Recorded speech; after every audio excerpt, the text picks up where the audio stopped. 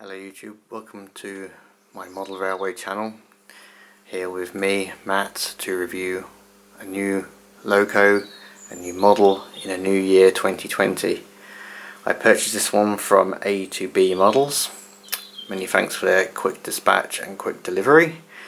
Hornby seem to be taking their time with deliveries, so they're a bit staggered all over the place, so hopefully everyone will get theirs eventually.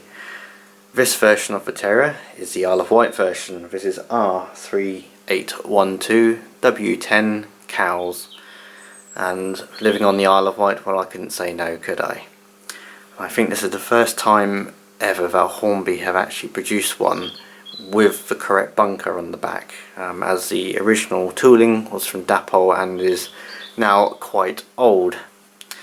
So I've already bought one of these terriers already, which was Stepney 655 I think it was, but by the time I was going to review it I'd already chopped it up and made it into an A1X. So this one is straight out the box, not been touched, and from what I've seen it runs very well already.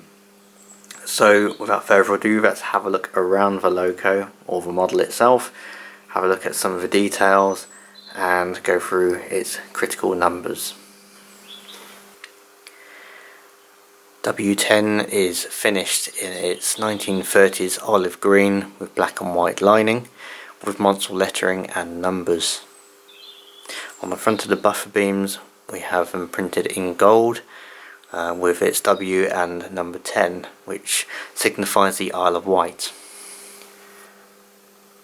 Starting on the front end of this loco, we have separately fitted and applied parts like the smokebox door dart, the handrails, the air brake pipe on the front, the turned buffers, as well as the clack valves and pipe work.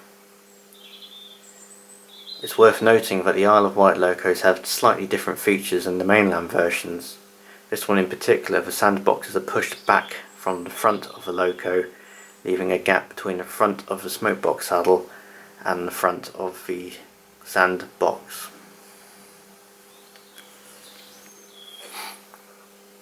The livery application on this model is excellent, from the steps, running plate, even the wheels. As you can see, they are lined out on the edge, but not blackened on the outside of the wheel.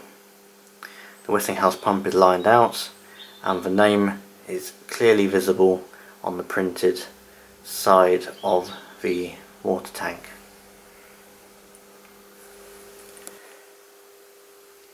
Along the top of the model we have separately fitted handrails, pipe work and boiler fittings, as well as safety valve. The chimney and dome are different for the Isle of Wight versions and are also separately fitted.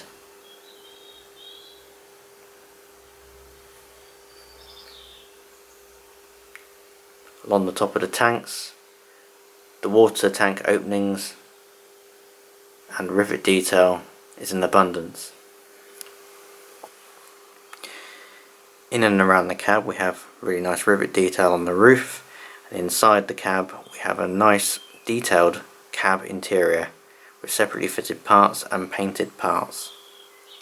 The cab is also flush glazed, with the glazing on the rear having guard irons over for when the bunker is filled up with coal.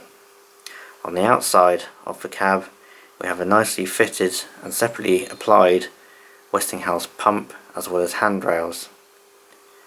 On the rear of the bunker, which is bigger than the mainland versions for extra range and capacity, we have lamp irons and also nicely printed letters, numbers and plates.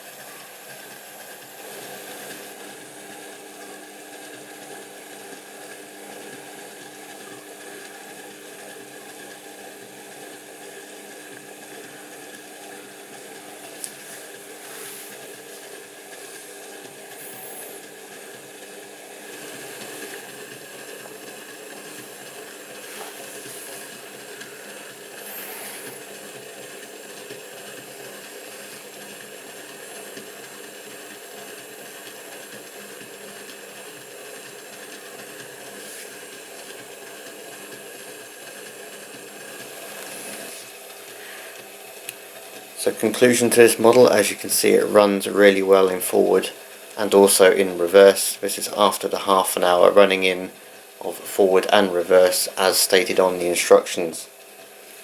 This model has a 3-pole skew wound motor which drives the rear axle on this model.